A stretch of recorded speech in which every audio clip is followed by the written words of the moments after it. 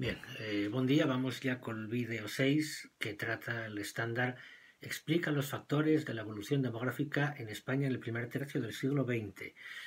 Bueno, igual os acordáis de en la ESO y en primer bachillerato, cuando hablábamos del régimen demográfico antiguo, que era esa estructura demográfica propia del antiguo régimen, que se caracterizaba por una alta mortalidad y una alta natalidad y una alta mortalidad, es decir, muchos nacimientos, muchas defunciones, por lo tanto la población permanece estable o aumenta muy levemente y de vez en cuando llegaba una epidemia así horrorosa, igual no hay el mejor momento de hablar de ello, pero bueno, llegaba una epidemia horrorosa, mataba un montón de ellos, a lo que se llamaba mortalidad catastrófica o una guerra, por ejemplo, la población volvía a disminuir y a partir de ahí empezaba a aumentar otra vez lentamente. Bien, con motivo fundamentalmente de la revolución industrial se van dando una serie de cambios en la estructura poblacional y se inicia la llamada transición demográfica, que consiste en que baja lentamente, disminuye más bien bruscamente la mortalidad como resultado de las mejoras, las mejoras económicas, fundamentalmente la alimentación, también las mejoras sanitarias, y, y la natalidad empieza a disminuir lentamente. Entonces, como la mortalidad baja de golpe y la natalidad baja despacio, la población aumenta sustancialmente. Bien, ese proceso se da con especial intensidad en los países que experimentan la revolución industrial, entre los cuales no está España, como recordaréis que ya vimos. Entonces, la estructura poblacional en España durante el primer tercio del siglo XX va experimentando un cierto retraso respecto a los países de Europa Occidental más desarrollados. Para que nos hagamos una idea, en 1900 España tenía 18,6 millones de habitantes. En 1930 esos 18,6 millones se convierten en 23,6 millones. Son 5 millones de aumento. Parece algo muy grande en comparación pues, con lo que es la estructura demográfica actual, pero tampoco lo es tanto. En 1900 la tasa de fecundidad en España era, es decir, el número de hijos por mujer de media era de 4,7 de media, ¿vale? Había les que tenían 11 fíos y había les que tenían uno, y les monjes evidentemente no tenían ninguno, que eran unos cuantos. Bien, la mortalidad. En 1900, la mortalidad en España está en el 28 por 1000. Cada año mueren 28 de cada 1000 habitantes, que era muy alta en comparación con lo que sería, por ejemplo, los países desarrollados, los países capitalistas más desarrollados, tipo, pues, por ejemplo, Francia, Gran Bretaña, Alemania, Países Bajos, Bélgica, etcétera, ¿no? Bien, pues ese 28 por 1000 en 1930 es el 16,8 por 1000. Es una bajada notable, pero repito, aún así por detrás de los países más desarrollados. También para que nos hagamos una idea, en 1900 de 1000 nacidos no llegaban adultos 570. Es decir, el 43% de la población se moría antes de llegar a adultos, lo cual es una barbaridad. En 1930, esos 570 se habían convertido en 763. Es un aumento, repito, bastante sustancial. La bajada de la mortalidad infantil, que era tremenda, se debe fundamentalmente por los avances médicos y por la intervención del Estado. Por ejemplo, el Estado decidió que en cada capital de provincia tenía que haber un centro de higiene infantil.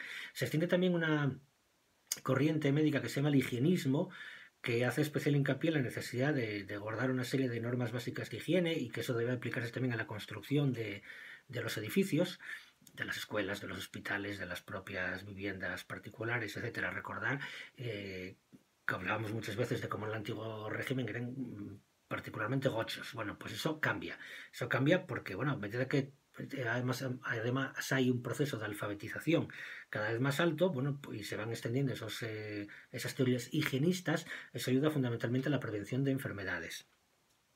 Hay un parón en ese proceso del primer tercio del siglo XX en la evolución demográfica de España, que es la llamada gripe española, que el nombre es un tanto injusto. Era una gripe asiática que golpea a todo el mundo, pero que en Europa resulta que no se puede hablar de ella porque los países de Europa, la gran mayoría, estaban en plena guerra mundial y funcionaba la censura militar y no permitía que se hablara de esa epidemia de gripe que estaba matando tanta gente para que no desmoralizara a la población. Y España, como no estaba en guerra, pues la prensa española hablaba abiertamente de ello. Con lo cual, al final en Europa se acabaron haciendo eco a través de las noticias españolas y empezaron a llamarlo la gripe española, pero es un poco injusto. En España se calcula que mató a 200.000 personas, que es mucho, es como un 1% de la población, pero en Francia mató a 250.000, que proporcionalmente es lo mismo. Sin embargo, bueno, pues ya veis, unos crían la fama y otros carden la llana, ¿no? Como dice el refrán. Más factores o elementos de análisis de la evolución demográfica española. La bajada de la natalidad. Si la tasa de fecundidad, que ya os comenté, estaba en 4,7 hijos por mujer en 1935 está en 3,2 hijos, de 4,7 a 3,2. Es una bajada sustancial, ¿vale? De un tercio aproximadamente. Aún así, es bastante alta, por lo tanto, a medida que disminuye la mortalidad, eso favorece un crecimiento poblacional bastante intenso. Y luego tenemos otro factor a tener en cuenta, que son los movimientos de población. Los movimientos de población internos y externos. Las migraciones internas es fundamentalmente el éxodo rural. La migración no tan masiva como en otros países de Europa Occidental, pero bueno, sí notable, que se va notando a medida que va avanzando el siglo, del campo a la ciudad para trabajar en esa industria que empieza a haber cada vez más en los grandes núcleos urbanos de España. En 1900, el 50,8% de la población española vivía en ayuntamientos o en municipios de menos de 5.000 habitantes y el 13,5% en municipios de más de 50.000. En 1930, ese 50,8% había bajado al 40%. Y ese 13,5% de población urbana, vamos a decir así, había aumentado hasta prácticamente el 20%, ¿vale? Es una progresión lenta, pero constante. Eso también es un factor que favorece la crisis de la restauración, porque la población urbana, bueno, pues el caciquismo funcionaba con mucha más dificultad y por lo tanto la manipulación electoral que aparejaba, pues eso no funcionaba de la misma manera, ni mucho menos, ¿vale? En Asturias esa inmigración interna se da fundamentalmente desde las Salas al centro. La zona central asturiana, fundamentalmente, pues eso, fundamentalmente Oviedo y Xixón, pero también les Cuenques, ¿vale? Bien, y luego hay otro factor migratorio, que es la emigración masiva. La migración fundamentalmente a América Latina, que se da ya desde finales del siglo XIX, bueno, es el último tercio del siglo XIX, pero que se mantiene durante las primeras décadas del siglo XX, que en algunas zonas es tremendamente intensa, como el caso de Asturias y Galicia, que ya comentamos en su momento, cuando analizamos el siglo XIX, pero que también hay otra migración que se habla menos de ella, que es la migración a Francia. Se calcula que en la década de los 10 emigraron a Francia en torno a 250.000 personas.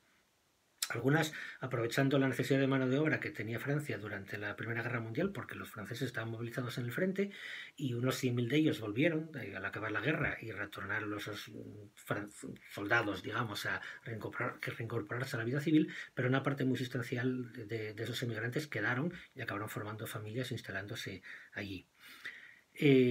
Respecto a la migración asturiana a América, que ya os comenté también, tener en cuenta que se centró fundamentalmente, no solo, pero fundamental, porque asturianos había en todos los sitios, pero se centró fundamentalmente en México, Cuba y Argentina, ¿vale?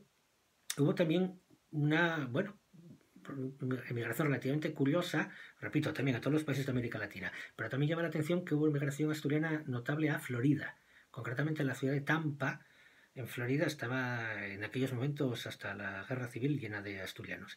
La guerra civil va a suponer una catástrofe demográfica tremenda, como podéis suponer, tanto por la mortalidad que supone la guerra en sí, por el exilio de cientos de miles de personas y también por la bajada radical de la natalidad durante los años de la guerra inmediatamente posteriores, pero bueno, eso ya excede un poco el ámbito, digamos, de análisis de este estándar. Muy bien, ¿y qué más preste?